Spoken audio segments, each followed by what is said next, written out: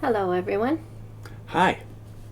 I couldn't resist. I picked these from my garden yesterday, so just some wild flowers in the back. We're doing Pure Worship book, and we are at the subtitle, You Must Warn Them from Me.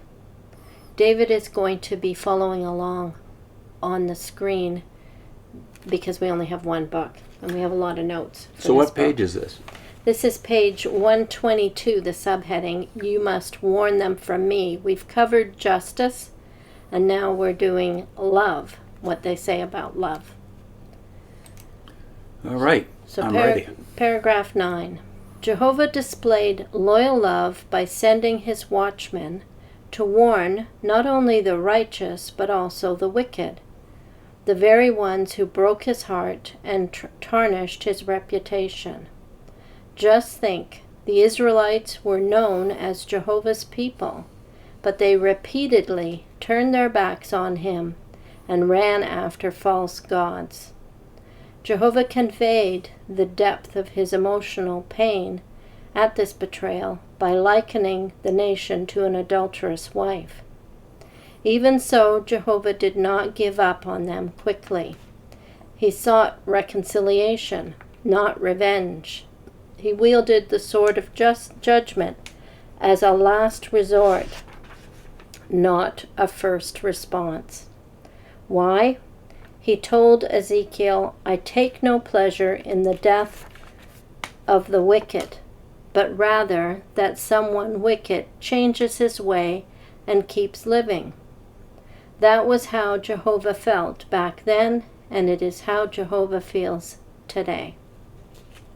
Then in the subsequent paragraphs, they reference a couple of scriptures that we do want to draw attention to. One is Acts 10:34-35. God is not partial, but in every nation the man who fears him and does what is right is acceptable to him.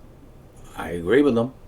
And then in 1 Corinthians 10:12-13 they say, and quote, let the one who thinks he is standing beware that he does not fall. No temptation has come upon you except what is common to men. So commendably, we could say, they apply all of this to individuals among Jehovah's Witnesses or outside Jehovah's Witnesses who come, but of course come means join us. Yeah. They don't apply a lot of these principles to the leaders of the organization. It's applied to the rank and file Jehovah's Witnesses. So I think, the very first, that paragraph that I read where they talk about Jehovah's people repeatedly turning their backs, saying this about Israel. And yet, what have you done repeatedly and never repented of? And now say you don't have to apologize about anything, apparently, in modern broadcasts of the jw.org site. What don't they have to apologize about? Well, you've made the point that Israel tarnished his reputation. Yeah. Broke his heart and tarnished his reputation. Yes. I mean, if you know the history of the Watchtower, you realize it's one tarnishing after another. Yeah. That's not just the false prophecies. It's bad enough, because that's death penalty in Israel. But it's also all the new light. When you continually change your mind about things, and the public knows about this, by the way, because you publish all your positions. And you misfire over and over again, and then every time you do, just change your mind and say, it's new light. So we hear repeatedly from witnesses, the past doesn't matter. Yeah. Well, yes, it does matter. Jesus thought it mattered. Jesus said, for every careless word a man speaks, he will render a judgment, or he will render an account. God is not partial. You have it that you have to join your organization. Everybody has to join your organization in order to get God's blessing. This is the very lesson you're pointing to here that Peter had to learn. Yeah. Peter had to learn that's not the case, that in every nation the man that fears him. So ironically, the Watchtower has always said that, well, the Bible and the Bible Tract Societies got the word out there, but nowadays they're completely in the dark. You still make an exclusive claim that you're the only ones representing God. So think of Peter. Peter has grown up as a Jewish man regarding the law, keeping all these things. And when you find him on the roof there, he's still thinking that way, exclusively with us. God is with us. To the point where he argues with God. Yeah, he's sent to someone of the nations, and that man is called a God-fearer. And it says when he goes to speak to him, God has acknowledged the gifts you've given, the worship you've given. God accepted him. He's noticed all of it. Mm-hmm. And then the outrageous graphic they put on this page. Look at the picture at the bottom of the page. I'll show it to everybody. Oh, can you just put it back on so I can see? All right, here we go. How this looks. Okay. And what's the list? Who are these names across the bottom of the graphic? Well, all the honorable men of faith, the prophets of the Old Testament. Some exemplary watchmen. So it lists Isaiah, Jeremiah, Ezekiel, John the Baptist, Jesus, and Paul. So ancient Israel, 1st century, and then they have modern times. Guess who they reference? Only. The only ones are? Russell and his associates, 1879 to 1919. And the faithful slave, 1919 to today. So apparently you're boasting, despite what modern Jehovah's Witnesses say, that your past does count. That what happened between 1879 and today, this book's just a few years ago, it all counts. It's all a record of exemplary watchmen. And you've put Russell and his associates and yourselves, you've put them up there with prophets and apostles. You're asking for the same judgment, therefore, and therefore for the same qualifications that obviously prophets and apostles display, namely inspired infallibility. You do not claim that, yet you claim the same status and the same privileges and the same unique or exclusive position. So the text, 1 Corinthians 10:12, was, "Let no one who thinks he is standing beware that he does not fall." And I thought, my goodness, you're using that reference and then you call yourselves the only ones that are standing. And then I clued in. Oh yeah, okay, so we're not talking about this applying to you. We're applying this to the rank and file Jehovah's Witness. You can't be too sure. You have been exemplary watchmen. Yeah. You, not just Russell and his associates, but you too, the faithful and wise.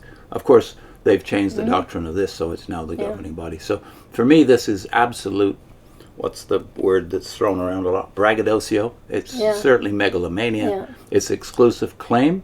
If you're really repentant, give up the exclusive claim. Yeah. Otherwise, we have no reason to even think that you have a hope. Unlike the Worldwide Church of God, which repented 30 years ago and turned around, I can't see any signs of hope with this present governing body. You know, when you think of who else they could have mentioned in modern times as being exemplary, why not the missionaries or the Bible translators?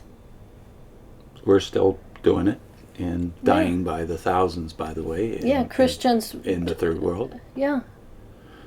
So there's no excuse for this kind of patting of one's own head and one's own accomplishments. Yeah. We've got to call them out, and we're being told constantly by people who are in touch with their families who are still loyal Jehovah's Witnesses that they're saying, avoid the past at all cost. Yeah. It doesn't matter at all. We hear this virtually every day from people in our comment section and in our Zoom groups. Don't let them get away with it. No, they have said in their publications right up to this one that the past does count. That there's an exemplary watchman with a exemplary record. And they certainly think your past matters if you're a rank and file witness. Yeah. So you've got paragraph 12. I think we should read this one too. What though if we have committed serious sins in the past, but now feel remorse? From Ezekiel's message, we learn that Jehovah will punish unrepentant wrongdoers. However, we also learn that Jehovah is primarily a God of love, not vengeance. If we prove by our actions that we are repentant, we should never feel that our sins are beyond God's mercy. Jehovah was willing to forgive the spiritually adulterous Israelites, and he is willing to forgive us. Mm-hmm. But I know that is when they say so. You don't just go to God and say, I'm sorry, and change your ways, and you're forgiven. No. The Watchtower The are Watchtower, your judges. Yeah, they criticize, people going to confessionals. They do the same thing, and they have a much more strong hand when it comes to whether or not you're accepted or part of the group. It's when we say so. Yeah. We decide when God forgives you. So we want to say, if any of the members of the hierarchy of this organization are listening or getting this information secondhand, you still have time to repent, but we would call on you to repent. Confess your sins and do what the Worldwide Church of God leaders did 30 years ago. Yeah. And you'll get a lot of respect out there in Christendom, but you don't want respect of Christendom, do you? No. You want to keep this claim exclusive to the bitter end. So don't blame others. And that's what the Watchtower has consistently done. When they've done something wrong, they say, well, our brothers were too excited. Our brothers were reading more into things. This is not an apology, and it's not repentance. No, you're still playing the same blame game that Adam and Eve did when judgment was pronounced upon them. Yeah. What are our links? Ray Franz on 1975. The governing body won't confess, apologize, or repent. Yeah. See you next time. Bye.